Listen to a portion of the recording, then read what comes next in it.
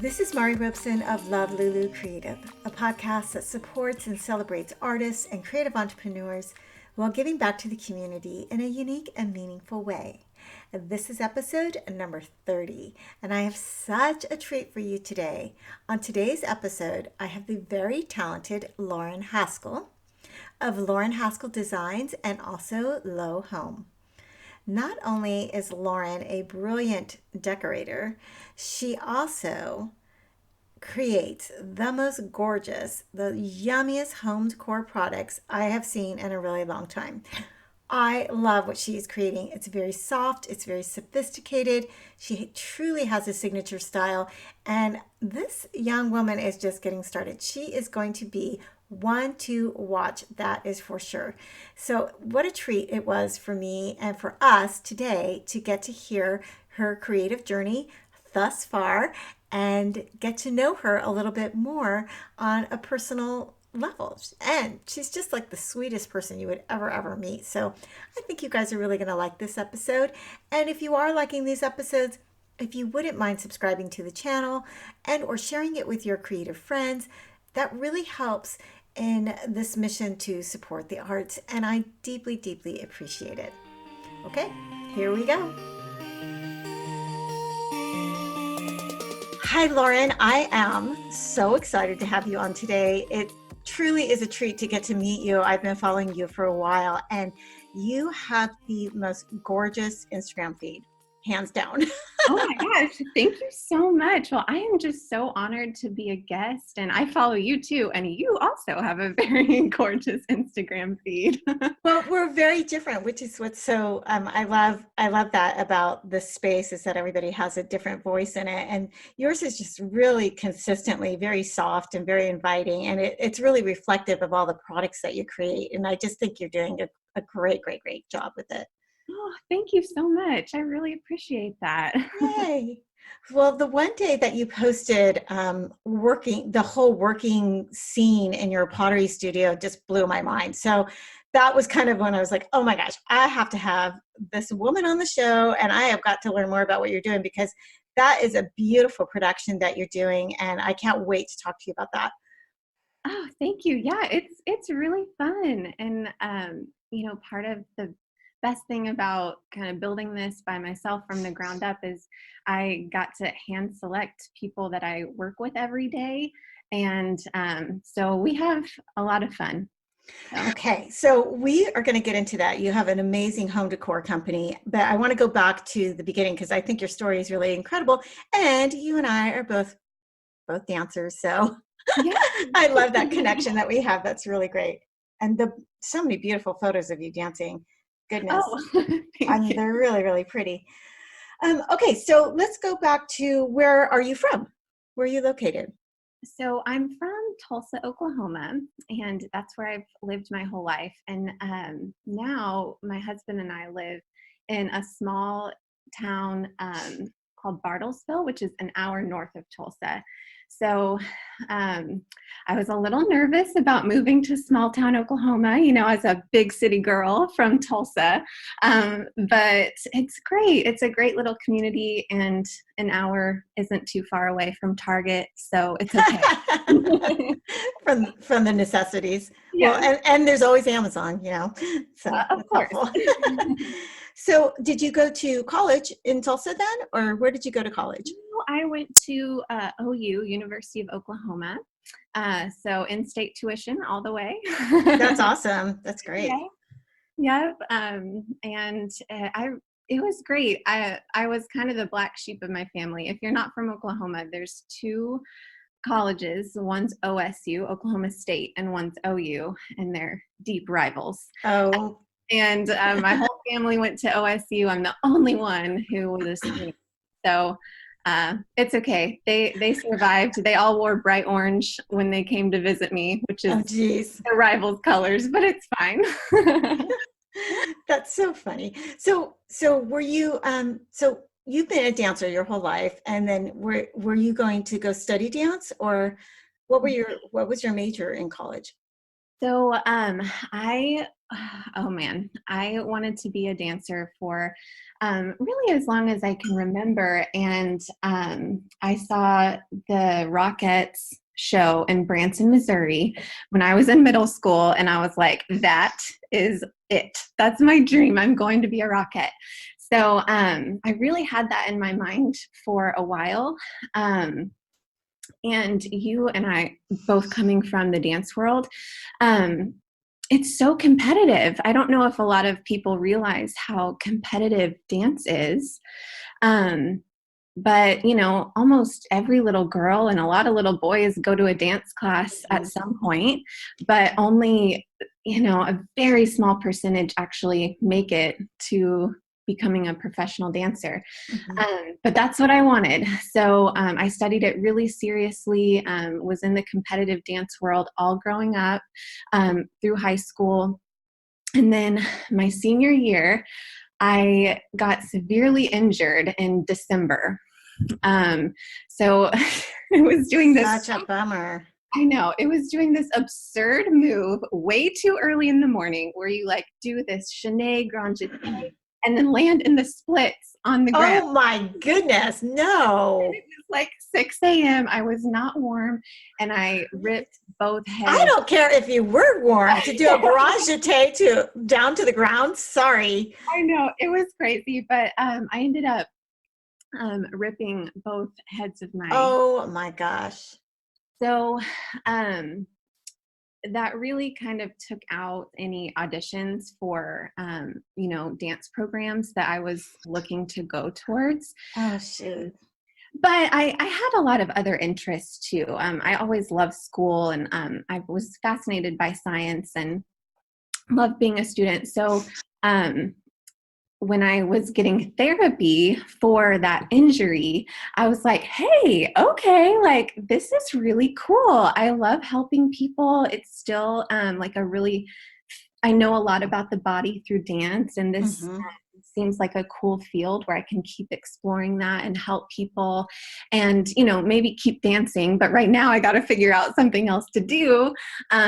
So I ended up kind of pivoting and deciding to go towards therapy. And so that's what I decided to study in college.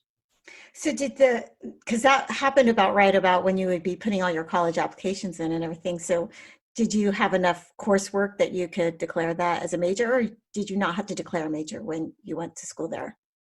So as I was exploring physical therapy, I had been also observing some occupational therapists. Mm. And so their sessions seemed way more exciting than my physical therapy sessions. So the sessions that I had observed for occupational therapists involved some arts and crafts, which I just loved.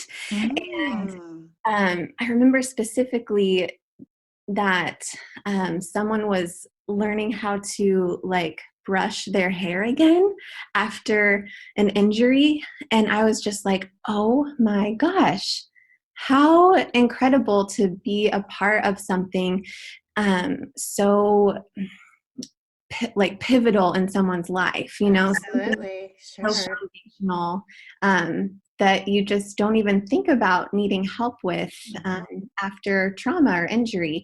And so I actually decided to look into occupational therapy instead of physical therapy. And I guess Oklahoma was at like a real need for occupational therapists because they had this amazing scholarship program that I just got on the very tail end of my senior year that pre-admitted you to the OT program at OU, which is a master's degree. That's amazing. That's great. They basically accepted you if you had good enough credentials and grades in high school, and you just had to maintain, get the coursework and maintain a good GPA through your undergrad, and then you were automatically accepted. You didn't have to apply to therapy school after that. And then also had some scholarship programs along with that. So That's amazing. went out on a whim and I was like, okay, I'm not a Rockette, but I'm going to be an OT. Well, first of all, from someone who helps, my parents are elderly, the occupational therapists are incredible. I mean, I've learned so much from watching how they help them, and it's a really powerful job to have. I think that's really great, and that's so great that you were able to get a master's degree in it. That's phenomenal. I do see the underlying theme of the creativity that's coming through it. Yes. So how long did you work in that field then? So I worked as an OT for 7 years, and this is the last. This last year was the first year that I stepped away. So for a long time, I was doing both interior and design work along with part-time therapy. But a year ago, maybe last week, I actually fully stepped away from practicing to focus just on the design business. Well, let's talk about that because that's a pretty big leap to go from, that's a really good job to be an OT, and then you're switching over to being an entrepreneur, starting your own business. So when you were doing interior design, were you working for a company, or were you doing this as a freelance just by yourself? I was. So I briefly mentioned that I had a scholarship throughout school. So one of those, so the scholarship was called a rural medical scholarship. So I got my whole schooling paid for, but I had to commit to a rural Oklahoma hospital for 3 years. Mm, Um, so, which was fine. I still got sure, paid. sure. So I was working at the Bartlesville Hospital I ended up staying there for 6 years. But after 4 years, I decided that I wanted to just focus on pediatrics because that's what I kind of specialized in. Um, so since I live in such a small town, I was going to have to either um, commute to Tulsa or a bigger city to get a full caseload in pediatrics, or I was going to go part time. And then I could explore this kind of thing that I've had within me to pursue art or design in some way.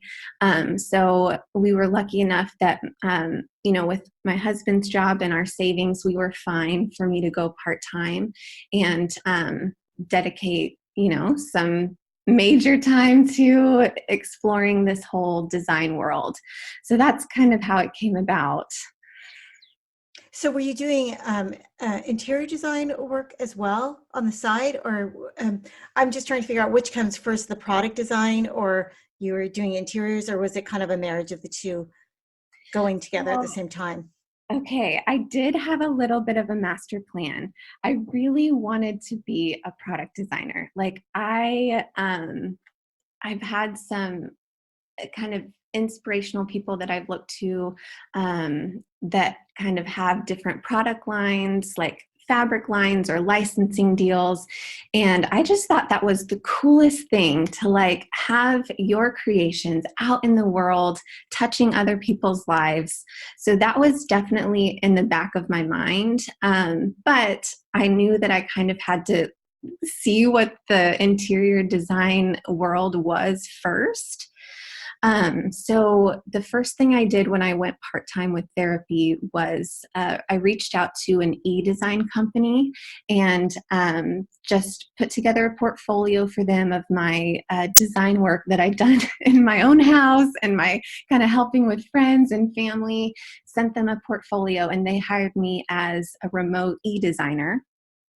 So I Okay. worked doing that for about a year before thinking, picking up skills. They had some pretty cool training opportunities. And then I was able to just kind of pull some resources of, just different websites and books and things that I could kind of teach myself more and more about designing and even just business practices and that kind of thing. So after about a year working for them, I was like, okay, I can do this by myself. I think I can start my own firm. So that's when Lauren Haskell Designs started. And I continued doing some e-design remotely, but just doing it, through my own name. And then doing some brick and mortar projects in the Tulsa area. But I started like sketching fabrics and, trying to think about some products because I still wanted to launch some sort of line. And that came a little bit later. Mm. Oh, this is so yummy. I love everything that you just said because, well, first of all, I love that you really took it under your hands to really learn about the industry, to then understand how to make a product for the industry. I think there's a lot of surface designers out there who are creating designs for products via licensing, but when you are specifically working in the home decor industry, it's a whole different ballgame. It's a different scale. It's a different weight. There are different trends. It's very specific to home decor, and so it was kind of brilliant, that master plan, to understand what's going on currently in the interior design world, to then create the products that you feel could fill that niche that might be missing, or it would find the right product for you to bring to market. I love that. That's Thank good. That's a you. good plan, my sister. So what came first? Was it the ginger jars and all the pottery? Because your pottery studio is unbelievable. It's so amazing. I mean, that must have been quite an investment to set Yeah, that up. it was. It was. Yeah, we don't have to go into that. No, I'm just Well, but this is kind of a business advice podcast, but I mean that's I mean, I'd love to do pottery. I'm not any good at it, but you have to have a kiln. You have to understand how to fire things. There's all kinds of materials, and it's a lot. It is a lot. So, yeah, I actually started first with just some very simple pillows and throws and curtains, and they all coordinated in kind of this light and airy but colorful palette that I just can't get away from. Like it must be deep within me because I just everything I do is pastel, colorful. Don't go away from it. It's your signature style. I mean, it's like I can look at anything that you're doing and be like, oh, I know that Lauren's doing that. That's great. I mean, it takes people a lot of time to figure out their own voice in any kind of industry, and it's great that you have that. And I agree, it's very soft, and I love your word, sophisticated, and it's soft, it's cozy, it's beautiful.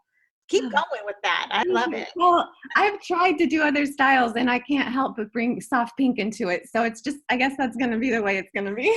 I know whenever I started painting, I'm like, okay, I'm going to do this. And then halfway through, I'm like, okay, it's just going to do that to me. It's just going to be what it is. I give up. And mine always end up having pink, but it's pretty bright pink. Right. But I love it. Well, okay, so I had started with just some kind of mix and match basic decor staples, and ginger jars were a part of it. But since I'm self-taught, the ginger jars were still in the works whenever I just initially launched a small little shop online. But I knew I wanted ginger jars because in all of my designs, I kept trying to source ginger jars as kind of the finishing touches for the rooms. I just think they're classic, they're timeless. You can put flowers in them, they're a base, they take up a lot of visual space on a shelf or a mantle. So I just kept using them over and over again in my designs, but I couldn't find them in all of these soft, fun colors. So I was like, well, I guess I'll just make one. There you go. So I had known a little bit about ceramics through OT school. Actually, we had quite an intensive art therapy curriculum. So I learned about the basics of ceramics. So just through that knowledge and then researching and kind of getting some help from the Tulsa ceramic community, I just learned how to slip cast. So we started outside on the back porch, and then we moved to the kitchen, and then we moved to the basement, and now we have a studio. So it just like gradually kept getting bigger and bigger.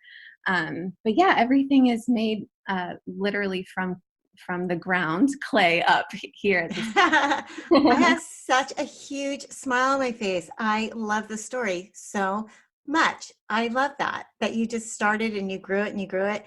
And that's truly what it's like to to start a business. I mean, if you go over to your website now, it's very posh and very it's it looks established. Let's just say that. Thank But it's nice to hear the story of the porch to the kitchen to the basement. I think that's just real and very, very likable. That's Oh, awesome. thanks. Yeah, yeah. And you know what I really love is that the Maggie, the sculptural, that flower, I'm obsessed with that. That Oh, is thank so you. pretty. So did you sculpt that? So that is from a sculptor. We got that in Kansas, Wichita. And then we have had molds made from that sculpture. And then we slip cast just so that we can get a consistent product that's the same size and the same look every time. Mm-hmm. So Oh, pretty. thank you. I could see a whole spin off of that. I love anything kind of three-dimensional art like that. I think is just really gorgeous. Oh, thank Do you you. do you work with other artists then with your like you have some artwork, you have some wallpaper. The chinoiserie wallpaper is gorgeous. Oh, thank you. Yes. I consider myself a creative, but I don't necessarily consider myself an artist. I want to be. I'm a wannabe artist, but I appreciate the craft way too much to consider myself an artist. You're So an art director. sure. But I appreciate it so much, and I love artists, and I love collaborating with artists. And so I the past two collections I've launched, I've collaborated with artists and just tried to bring their work to a functional home decor piece. So that's a thrill for me for sure. It's Well, really fun. you are creating and with that artist because it is definitely a co-creation because you're bringing in the interior design aspect of the scale and what colors should be used. You have to understand what that industry is looking for, and and then it has to fit your aesthetic, which it does. It's very consistent. It would be hard to you know it has your voice all the way through it, even in the collaboration. So I think that's really great. I think you're doing a great job with Oh, that. thank you. So it sounds like it was a pretty recent leap of faith where you just said, okay, I'm not going to do the OT anymore, and I'm just going to 100% throw. You said even earlier, you mentioned up until last week you are now 100% committed into doing this business. What triggered that? Was it just an evolution of it getting more and more successful so you could walk away from these other things, or was there some burning desire there that Oh, no, no, no. I did not step away from OT because I didn't like it. It was a really hard decision. And I actually hung on to it too long. Like, I mean, it was a lot every day because I just didn't want to leave. By the end, I was just doing part time with, kiddos, which I love so much, but there just literally weren't enough hours in the day Mm, for me to do both. And so I just knew like I will have my license forever and I'll always be able to step back into OT. But if I don't take this momentum right now that is happening with Low Home, I could miss something so cool.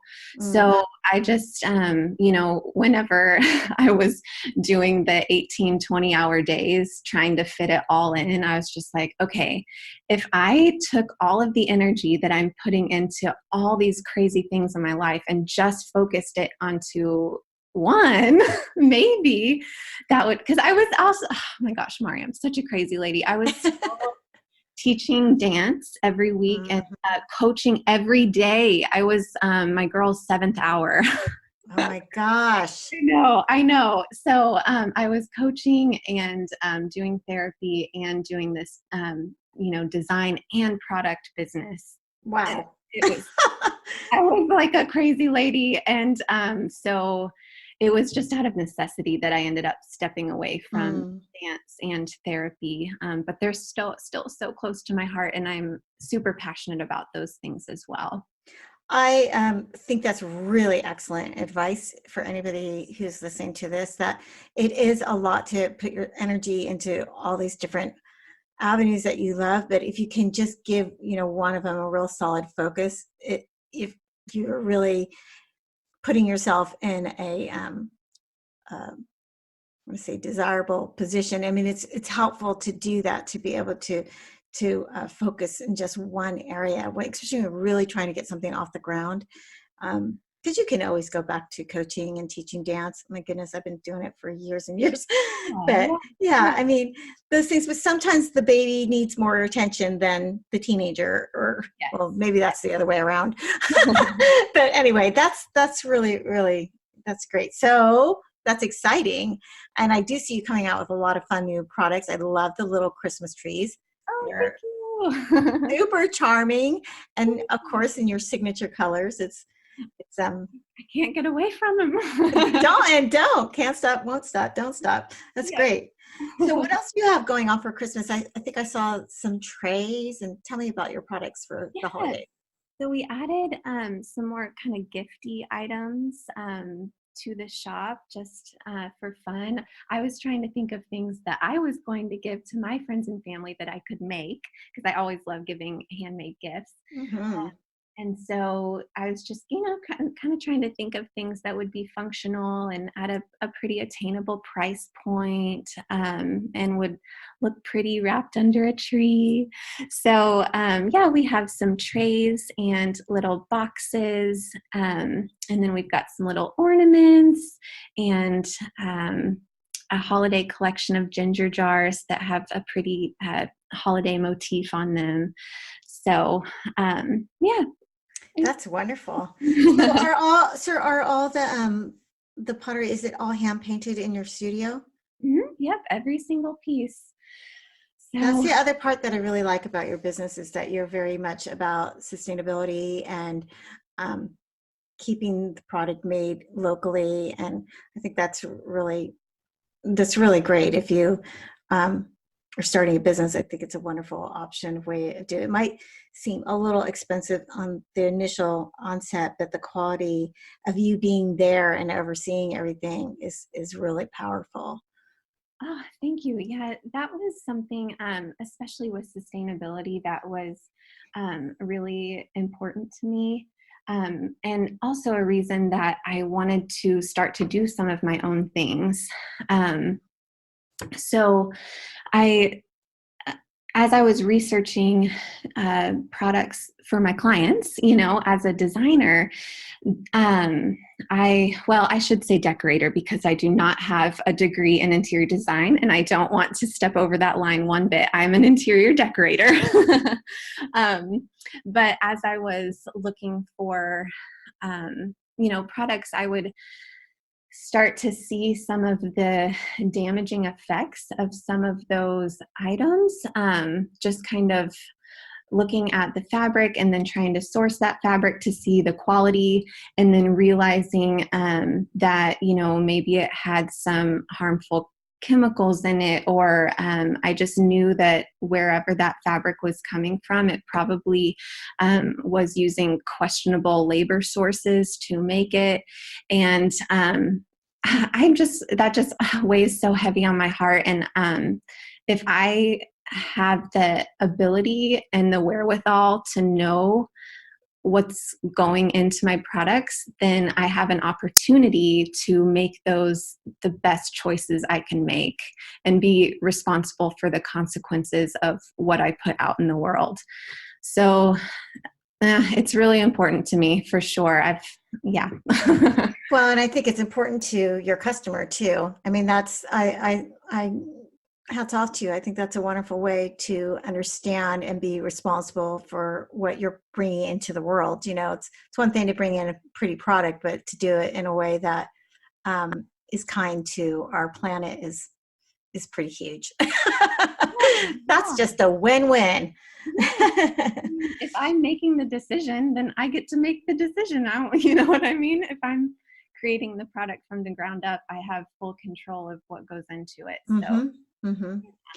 So when you have all this beautiful product, are you still doing any kind of design consulting with anyone, or is it just what's next? Like, are you focusing on growing that company, or what's happening for 2020 for you?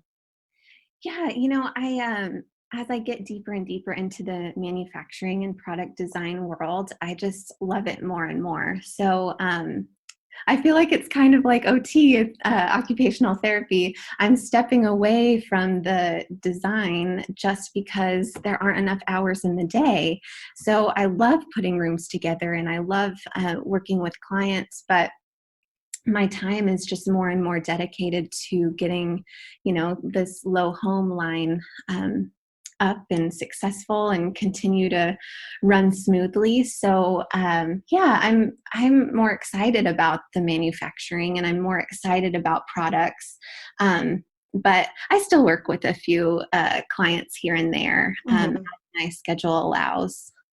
Yeah, sometimes it's nice just to keep your toe in the water.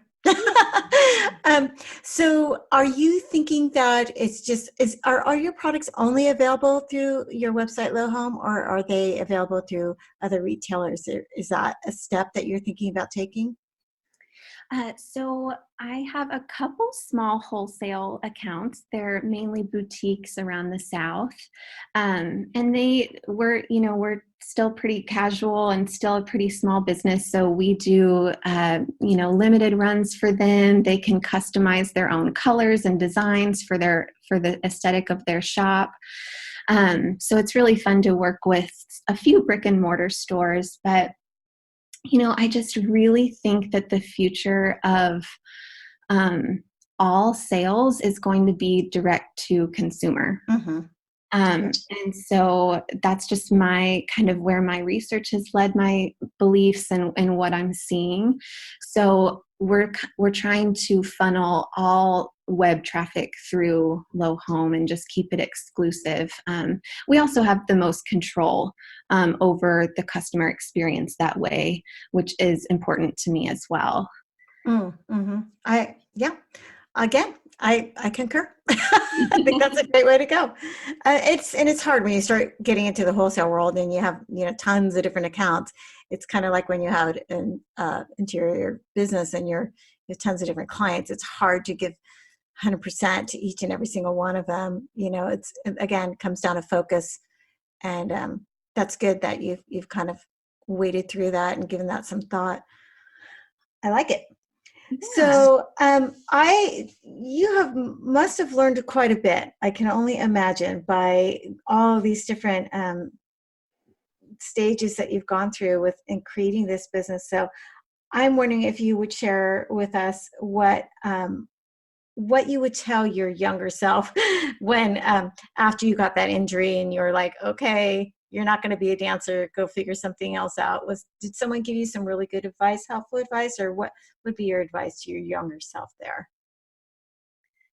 So uh, I would say the advice I would give to myself, especially kind of starting out in this entrepreneurship, is I think I could have benefited. Like if I could start this again, I think I could have benefited from having someone else whose strengths balance my weaknesses and share this entrepreneurship journey with them. Because in my case, it's my husband. He is very good at the things that I am pretty terrible at. And bless his heart, he thought he was marrying a therapist and a dance teacher. And then I drug him into this crazy world of entrepreneurship, and he really dove headfirst in with me. And I can't brag about him enough. Aw. He really considers it our company.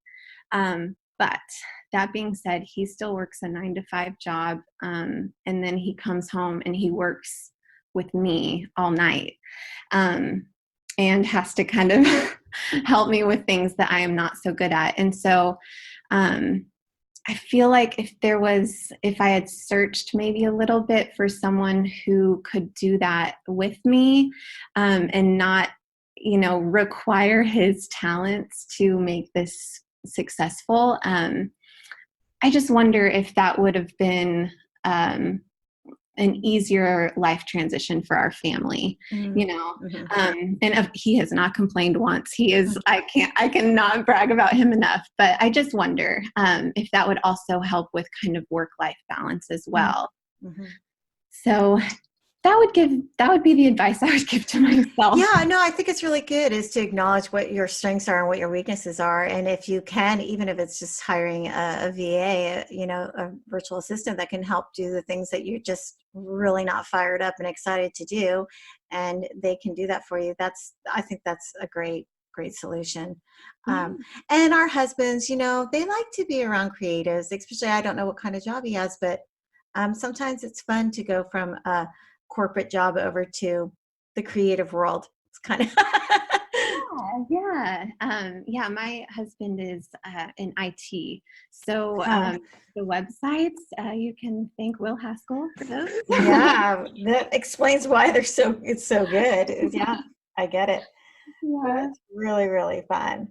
Well, this has just been such a treat. I've wanted to talk to you forever. I think I saw you did you do something with Christy Wicks? Were you working?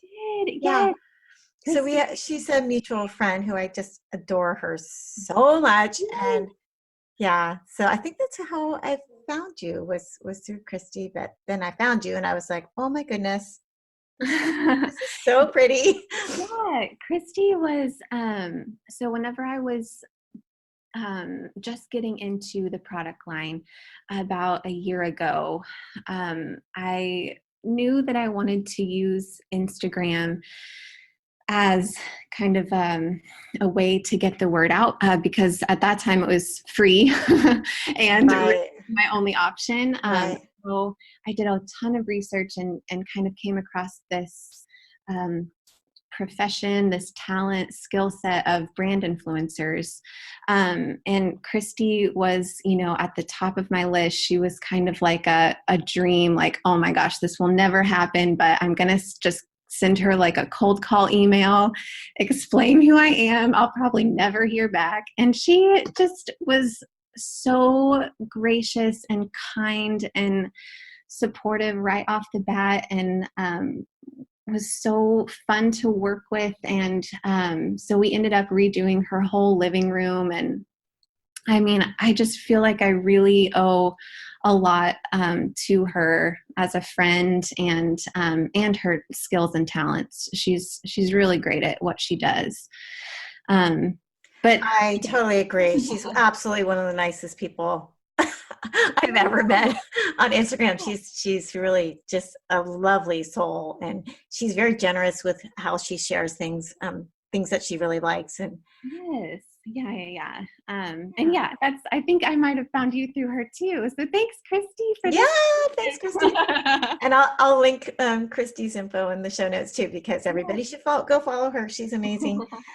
Um, well, thank you so much for sharing your stories to date. We're going to have to do a follow-up next year and see where you are with your company. I'm sure it's just going to get bigger and bigger, more and more wonderful. Oh my gosh, thank you so much. Again, I'm just so honored. I've enjoyed all of these episodes so much. I turn these on as I'm painting or loading the kiln or making Yay. lists. And everybody that you have is just so creative and positive and joyful and smart, so smart. So It's true, and it's not, I mean, some of them just, their businesses may not be showing over like these grand things over on social media, but they're really smart people and they're doing really successful things with their oh, creative careers, which is absolutely. really exciting for me to kind of listen in and ask questions. Everybody inspires me just like you too. You are such an inspiration, and I love everything that you're creating. Thank you so much for joining me today. If you like this podcast and you'd like to support it even more, you can join me over on patreon.com/Mari Robeson and become a patron of mine. If you're a patron of mine, you'll receive bonus episodes every month only for patrons. You'll also receive 20% off all the merchandise in my online shop, marirobeson.bigcartel, and you will be receiving free printables every month that will be of my artwork, and they're some really fun things. You can follow along on Instagram and you can see what I'm creating just for my patrons. I would deeply appreciate it. It would help me keep the lights on, and it would help me pay all the fees that it takes to put together a podcast like this so that I can keep supporting all the artists, keep bringing you great information, keep paying it forward to the next generation of artists. It's just a wonderful thing, and I would really deeply appreciate your support.